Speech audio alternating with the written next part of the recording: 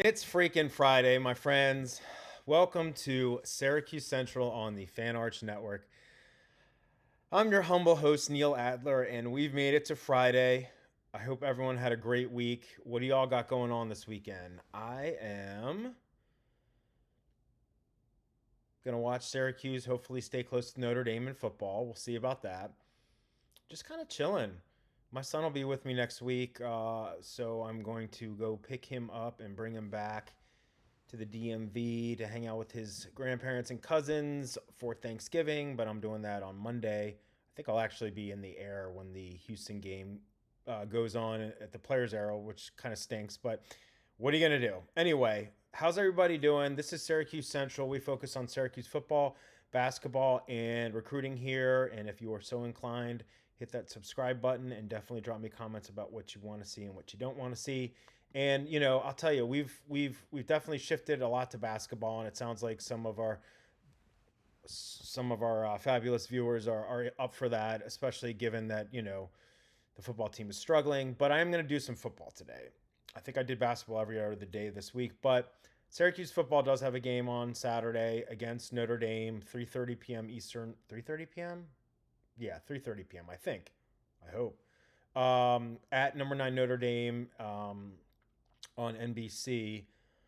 Syracuse is a huge underdog. I don't expect them to win. I just hope they could have some positivity there in terms of freshman Joe Filardi is starting at quarterback, or at least expected to start. Maybe it'd be nice to see him play well, get that running game going a little bit.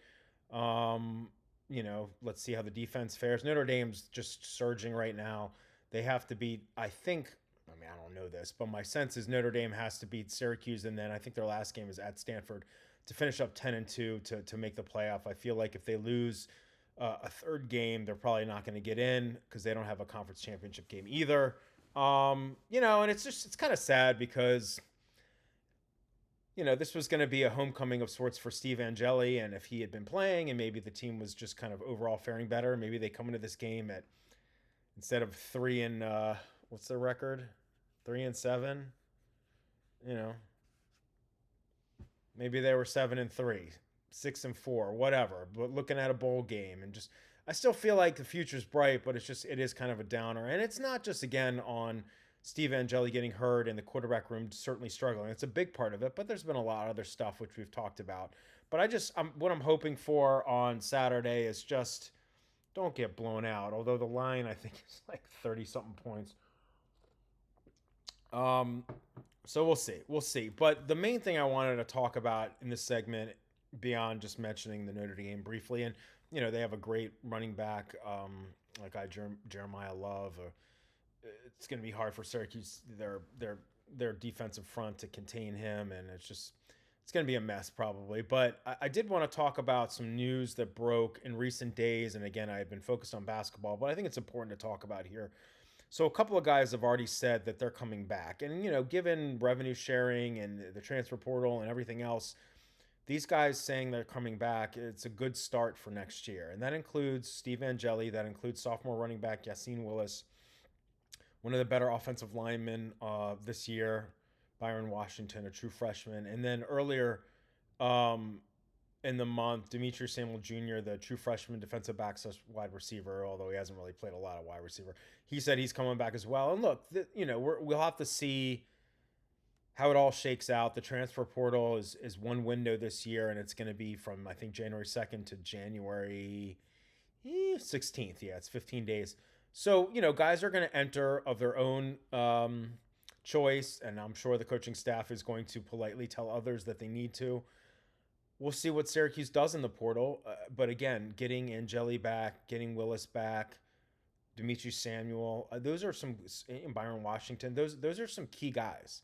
And so it'll be interesting to see again which guys leave and which guys stay. And they do have a really nice recruiting class coming in at the prep level, including one 5-star guy and a couple of 4-stars. So the future looks bright for Syracuse. But this season sucked. It's just been sad. Like, started out 3-1, and I didn't think they were going to win 10 games. And look, they did get beat pretty decisively in that first game against Tennessee, but at least they scored some points, and they just haven't done anything since. It's just been sad. It's been sad, and so I don't want to like be a Debbie Downer about it. And again, I hope Filardi plays well, and they have some positive things going on Saturday in at Notre Dame. But I don't expect them to come even close to winning. Drop me projections about what you think the score will be. But I am happy about Angeli and some of these other guys coming back. For sure, for sure, for sure. All right, we're gonna stick with recruiting the rest of the show because frankly, I just like recruiting. So both 24/7 Sports and Rivals updated their 2026 rankings this week, and that ends up changing like the composite rankings from the 24/7 Sports composite and the Rivals industry ranking as well. And look, I both on Syracuse Central and some of that I write articles for as the editor of Inside the Loud House. I use recruiting rankings all the time. First one to admit it. I also often say that, look, these are good for context, but, the rankings are going to differ from service to service. And when these guys step foot on the field or the court or whatever, the rankings don't mean jack shit, if I'm being honest. Excuse my language. So, but it's just like, I don't understand some of this stuff though. And I see a lot of people like in the Syracuse fan chat forum and other places talk about how they feel like once like a highly rated prospect commits to Syracuse, that automatically like causes him to like fall in the rankings. I don't know if I subscribe to that. What I will say is that, and I have respect for national recruiting analysts and scouts. Some of them I've talked to and quoted in articles on Loud House. But, some of these guys, these analysts, these scouts, they might be looking at tape or looking at, in-game, like in-person game evaluations. They might be focused more on, more powerhouse programs than like a team like Syracuse. Does that weigh into their rankings? It could. They're human beings. Do I think that analysts like intentionally downgrade Syracuse high school prospects once they commit to Syracuse because they committed to Syracuse? I think that's bullshit. But maybe I'm wrong. Maybe I don't know what I'm talking about here. I just don't see it. But my point with all of this is that, we'll start with Calvin Russell, the 5-star wide receiver, Syracuse commit in 2026 at a Miami Northwestern Senior High School. And when 24/7 Sports updated their rankings, I think he fell one spot. He remained 5 stars, and he's like 23 overall. And I think, let me get the notes here. I think he's number 2 in the class at wide receiver. Where are my notes here? Of course, I can't find it. He's 23 overall, 5 stars. I think he's number 2 at wide receiver. My point here is that Rivals comes out with their rankings, and fine, he's not 5 stars there. I don't give a shit about that. But he's 4 stars and number 214 overall, number 27 at wide receiver. How can one service have him at 23 overall and the other at 214, and then one have him as like a top 2 or 3 wide receiver and the other at 27? And I'm not crapping on Rivals because, again, I like guys there and I talk to them for articles. But that's such a huge disparity. I don't understand that at all. I don't get it. I do not understand that. And I know he's been hurt part of this year, and I think he's played like some at quarterback, and his school's like 10-0 heading into their game, I think on Friday night, their state playoff game. But you really, and look, I'm biased. I went to Syracuse. I cover Syracuse. You're really telling me that that Calvin Russell, there's 26 better wide receivers than him in this class? No, I'm not an analyst or a scout, but that's nonsense. Anyway, but I did want to pass along, and I think it's great that he stayed 5 stars according to 24/7 Sports. And one guy that got a bump up to 4 stars, according to 24/7 Sports, their update is Alexander Haskell, the defensive lineman who flipped from Penn State to Syracuse last month. He goes to St. Joe's Prep in Philly, where Kyle McCord went. And I just thought that was cool. He's up to 4 stars. He's the number 40 defensive lineman. He's not like in their national rankings per se, which is, I don't know, the top 250 or whatever it is. But he's 4 stars. Okay, cool. And then other guys that are 4 stars, according to at least one recruiting service, whether it's Rivals or 24/7 Sports or ESPN or either the 24/7 Sports composite or the Rivals industry ranking. There's 6 other guys in the Syracuse 2026 class that are 4 stars at least one place. Wide receiver Murray Guff, Thomas Jefferson High School in Richmond, Virginia, Haskell, D'Darius Hughes, who flipped from Florida State to Syracuse not too long ago. He goes to Miami Northwestern Senior High School, along with Calvin Russell. Tadarius is a talented defensive back.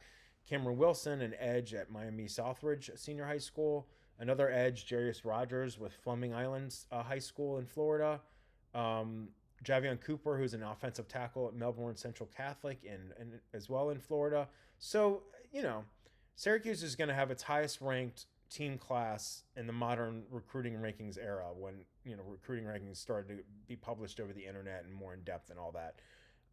So it's a great class. They have 30 verbal pledges. The early signing period is coming in a couple weeks. Could a guy flip? Yeah, sure. Could Syracuse flip some guys? I guess they could, but I'm not hearing a ton right now in terms of guys that might be flip targets away from or towards Syracuse. But either way, look, I'm not going to harp on these rankings too much, but it's really cool that the class that Fran Brown and his staff have put together. And yeah. But if I'm being honest, Calvin rankings, Rivals rankings are complete and utter nonsense. I'm sorry. You don't have them as 5 stars or even in the top 100 nationally. 214, 27 wide receiver. Are you joking? Like, joking. Okay, off my soapbox or my rant or whatever you want to call it. All right, so 2 more recruiting things here. So speaking of like the Fran Brown effect and recruiting on the up and up, regardless of what the season looks like on the field. A guy that I have talked about on Syracuse Central, I think in terms of him visiting Syracuse, Jaden Upshaw. He's a 2027, not a 2026, 2027 4-star wide receiver. And he's ranked in the top 65 nationally by, I think it's Rivals. Yeah. Speaking of Rivals. He dropped a top 10 this week. And it's kind of cool that I'm not saying Syracuse is going to win out for this dude, but it's kind of cool that they're even in the mix. His top 10, let me read it. Syracuse, Alabama, Georgia, Miami, Texas A&M, USC, USC, Southern California, that is. Michigan, Florida, Florida State, and Tennessee.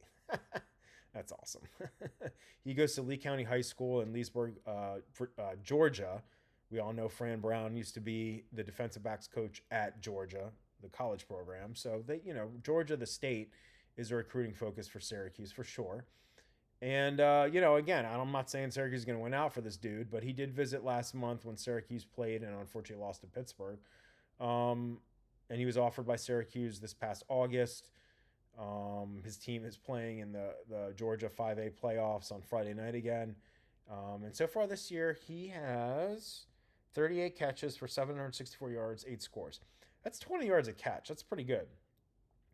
And again, in terms of Syracuse in 2027, they have 8 verbal pledges. Their class is number 8 in the nation right now, according to the 24/7 Sports Composite. We'll see. Upshaw was invited to this Navy All-American Bowl, which is like an All-American game. There's a couple of different ones, I believe, that happen every year. And, it's a showcase event. And that will take place in January of next year in San Antonio. So, he's really good. And he's ranked in this top 65 overall according to Rivals. The 24/7 Sports Composite, he's number 78 nationally. Top 15 wide receiver, top 10 prospect in Georgia. So he's the goods, man. And so we'll see. We'll see if Syracuse gets him for an official visit. But he has visited the Hill. And it just, I guess even if Syracuse doesn't win out for Upshaw, it just like shows where this team is or this program is in terms of like its recruiting prowess, being in a top 10, a top 5, a top 8, whatever you want to call it, for a guy that's considering Alabama and Georgia and all these other huge programs. So recruiting is going in the right direction. I'll leave it at that. All right, we're going to finish up here, friends, with some more recruiting nuggets. And this is about, so I think I've talked about some guys that might be visiting or expected to visit, although you never know how stuff shakes out, expected to visit for the Boston College regular season finale at the Dome on November 29th. And 2 guys that play for a really good JUCO program are expected to visit. That's according to Alan True with 24/7 Sports. He reported both in recent days, and I just wanted to pass along because I think it's kind of cool. So they both play for Hutchinson Community College in Hutchinson, Kansas, which is number 1 at the JUCO level right now and is eyeing a national championship at the JUCO level. And Hutchinson won the NJCAA national title last year, went 11-1 overall. and they're legit. They have another game coming up on Saturday. But the two guys that are visiting, one is three-star edge Darius Wiley, and the other is three-star defensive lineman Jeffrey Manns the second. I don't think Syracuse has offered either of those guys yet, but obviously if they're taking official visits, there's clearly interest on both sides. And so Wiley, let me get these stats right. Wiley, where are his stats? So far this season, Wiley has 47 total tackles, 24 solos, 7.5 sacks, 15.5 tackles for loss, a forced fumble, and a pass breakup. And he's from Kentucky. The 24/7 Sports JUCO rankings for the entire 2026 class. He's 3 stars, 24th overall, and 4th the edge. So he's a top 5 edge at the JUCO level. And look, I know it's the JUCO level, but they're playing for a really good program. So, like, this guy's legit. And then Manns, and Wiley is 6'7", 250. That's nice. And then Manns is 6'3", 300 pounds.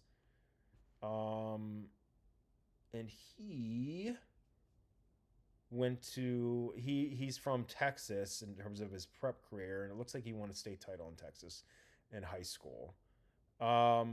So far this season, according to the Hutchinson website, he has 10 solo tackles, 24 total tackles, 3.5 sacks, 5.5 tackles for a loss, and 1 interception. It looks like this is his second year playing at Hutchinson. His JUCO rankings in 2026, according to the 24/7 Sports Composite, he's a top 100 player, a top 20 defensive lineman, etc., etc. So look, where am I? Yeah. So look, that's about it. That's all I have. Look, it's interesting, that Syracuse is bringing on some JUCO guys for official visits. They've done it in the past. We'll see. I mean, there's clearly interest on both sides. These guys play for the number 1 team in the country at the JUCO level. Getting some strong edge rushers, and interior defensive linemen would be nice. And these guys obviously aren't like incoming freshmen. They've got some experience. They're more veterans. So, yeah, we'll see what happens. We'll see how the visits go. We'll see if they get offers. Blah blah blah blah blah. I'll keep you posted on the intel here as much as I get. And so that's where we're going to wrap up with today's show.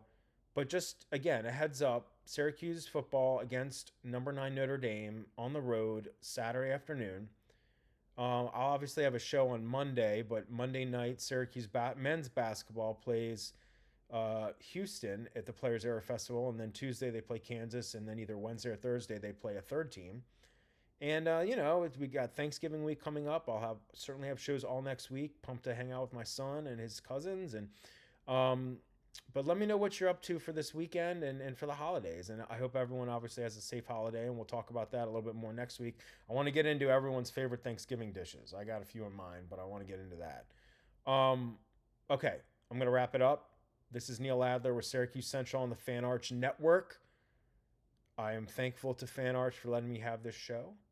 It's a lot of fun. I hope I'm providing some information and also just being chill in a light environment. And again, if you're so inclined, hit that like button or that subscribe button. But most importantly, drop me comments about what you want to hear about, what you don't care about, blah, blah, blah, blah, blah, et cetera, et cetera, et cetera.